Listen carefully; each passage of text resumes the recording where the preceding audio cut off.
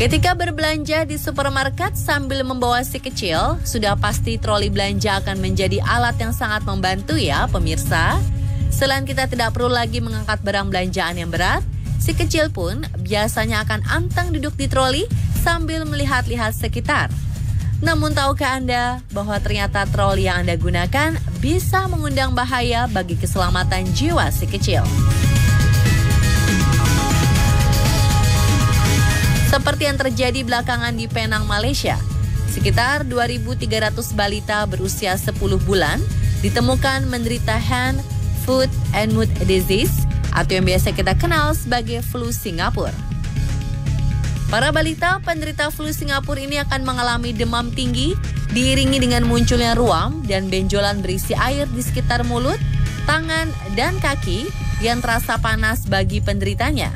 Salah satu yang diduga menjadi faktor penularannya adalah saat orang tua meletakkan bayi mereka di troli ketika sedang berbelanja. Lalu apakah sebenarnya virus flu Singapura itu? Benarkah virus yang satu ini bisa ditularkan melalui troli belanja yang biasa kita gunakan? Dan pemirsa, inilah fakta seputar troli penyebab flu Singapura versi On The Spot.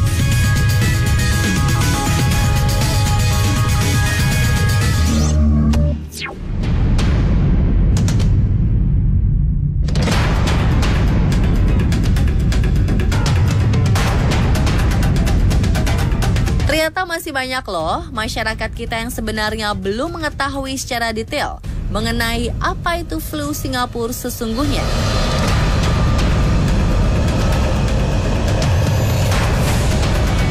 Pernah dengar, cuma untuk gejalanya juga dengar dari teman-teman yang udah sih anak-anaknya yang kena. Demam sih pastinya. Pengobatannya itu sebenarnya dia intinya ibunya harus sabar sih untuk demamnya itu kalau nggak salah. Saya juga kurang tahu sih Mas, tapi setahu saya itu juga bisa dihindari dan virus kan kita nggak tahu ya ada di mana aja gitu. Pernah dengar aja sih, cuman memang kebetulan belum pernah ngalamin juga untuk anak saya.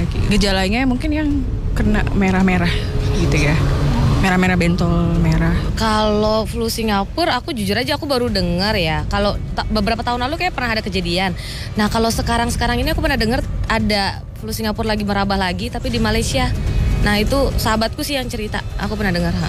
Gatel-gatel ya, gatel-gatel. Terus tadi kalau nggak salah makan juga susah. Terus di sekitaran bagian tubuh, di wajah tuh tumbuh merah-merah dan segala macamnya itu. Ya dulu, ya saya pernah dengar itu yang namanya flu Singapura gitu ya. Bahkan beberapa kawan saya juga sempat tuh ada yang kebingungan, nggak tahu sebetulnya flu Singapura itu apa.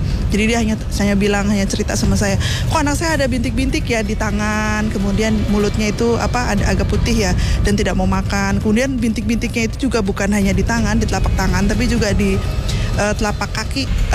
Mungkin sebagian besar orang tidak tahu seperti apa itu ciri-ciri dari flu Singapura.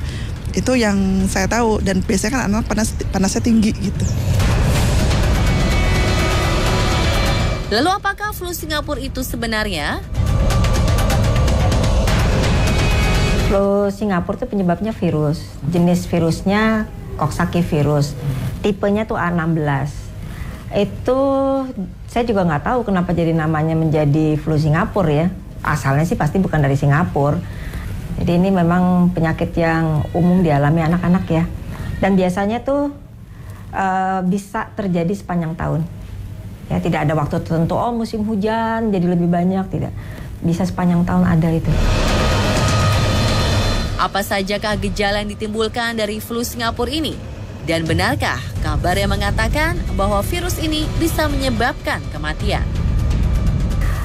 Gejalanya sih yang paling umum biasanya anaknya ada demam.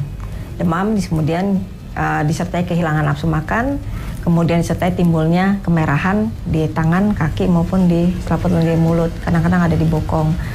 Menimbulkan kematian secara ilmiahnya itu pernah ada laporan demikian, tapi kasusnya angka kejadiannya jarang karena virus ini bisa menyerang selaput otak, jadi ada viral namanya ya, jadi meningitis. Nah itu bisa terjadi menyebabkan kematian, tapi angka kejadiannya sangat jarang. Mengapa kebanyakan penderita flu Singapura kebanyakan anak-anak? Apakah virus ini juga bisa menyerang orang dewasa? Bisa terkena, tapi juga presentasinya lebih kecil daripada anak 5 tahun. Kenapa? Kok anak kecil yang terkena?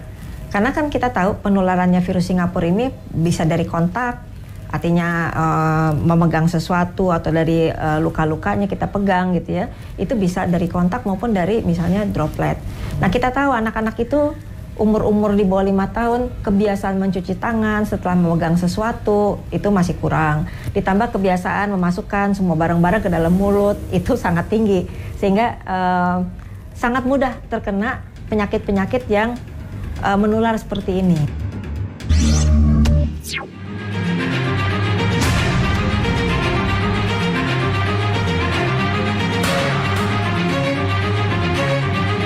Pemberitaan ini menjadi masuk akal karena terkadang dalam keseharian kita memang kurang memperhatikan mengenai kebersihan hal-hal kecil di sekitar kita. Seperti fakta yang belum lama diketahui mengenai penelitian yang menyatakan bahwa layar ponsel Anda bisa jadi 100 kali lebih kotor dari bangku toilet di rumah Anda. Apalagi dengan troli belanja yang digunakan oleh banyak orang dan sudah pasti sangat jarang dibersihkan. Tapi benarkah jika troli bisa menjadi media penularan flu Singapura seperti yang diberitakan? Bisa saja karena seperti troli gitu ya. Itu bisa bukan hanya kuman flu Singapura yang nempel di situ, berbagai kuman bisa.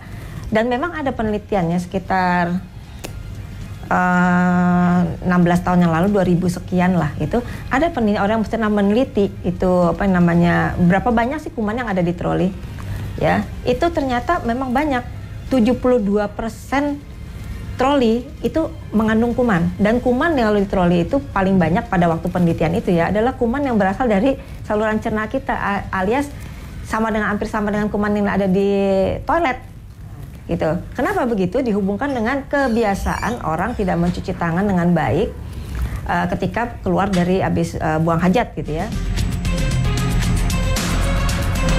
Bukankah virus membutuhkan inang untuk bertahan hidup? Lalu bagaimana ia bisa bertahan hidup di troli belanja? Iya, jadi virus itu bisa bertahan di benda mati.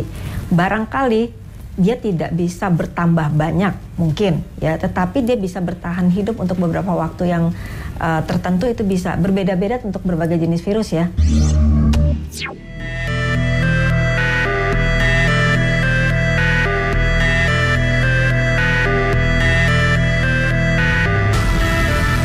Ada mitos yang berkembang di kalangan masyarakat terkait bagaimana cara menangani anak yang terjangkit virus flu Singapura.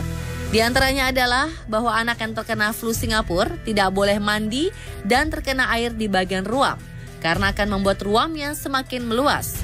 Lalu bagi penderita flu Singapura, haruslah selalu diberikan bedak pada bagian ruam dan benjolan agar tetap kering dan cepat sembuh.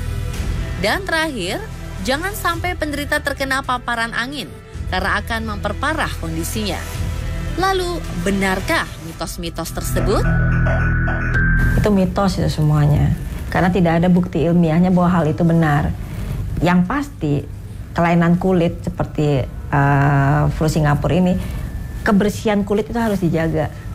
Dengan dia tidak dimandikan, dia tidak dibersihkan, kuman bahkan bisa nempel di situ. Akibatnya apa? Tadinya infeksi virus, jadi namanya secondary infection, kemasukan misalnya bakteri dan sebagainya, itu yang tadinya mungkin cuma melenting bisa jadi bernanah-nanah.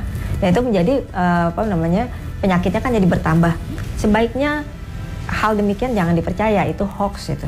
Ya, jadi mitos yang secara ilmiah tidak pernah terbukti kebenarannya. Jadi jangan diikuti.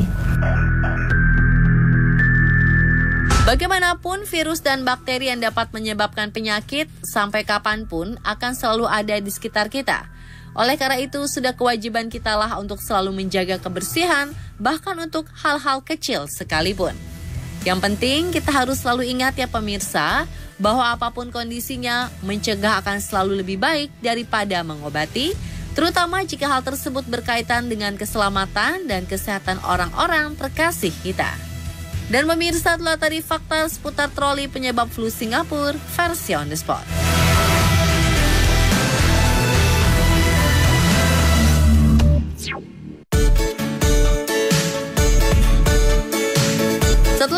30 tahun, patung Garuda Wisnu Kencana akhirnya bisa gagah berdiri di Bali.